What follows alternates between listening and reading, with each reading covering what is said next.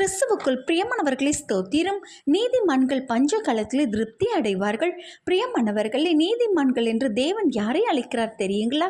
உங்களையும் என்னையுமே இப்படியாக அழைக்கிறார். நீதிமானாய் வாழ நம் முயற்சி எடுக்கும் பொழுது தேவ ஆவியானவர் நமக்கு துணை செய்வார். தேவனை அறிந்து கொள்ளும் யாவரையும் அவர் செம்மையான பாதையிலே நடத்த வல்லவர். வேதத்தில் நீதிமான்கள் எப்படி வாழ வேண்டும் என்றும் அவர்களின் ஆசீர்வாதம் எப்படிப்பட்டது என்றும் சொல்லப்பட்டுள்ளதுங்க.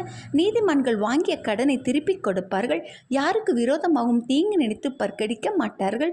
பொல்லாப்பை குறித்து எரிச்சலடைய மாட்டார்கள். நியாயக்கேடு செய்ய மாட்டார்கள். தேசத்தில் குடியிருந்து சத்தியத்தை மேய்ந்து கொள்ளுவார்கள். நீதிமான்கள் அவர்களுக்காக தேவன் வைத்திருக்கும் ஆசீர்வாதங்கள், இருதயத்தின் வேண்டுதலை நிறைவேற்றுவார். காரியத்தை வாய்க்க செய்வார். கர்த்தரை தாங்கி நடத்துவார்.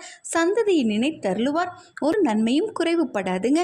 நீதிமானாய் நாம் வாழ முயற்சி செய்யும் பொழுது தேவ ஆவியானவர் நமக்கு துணை செய்வார். ஆமென்.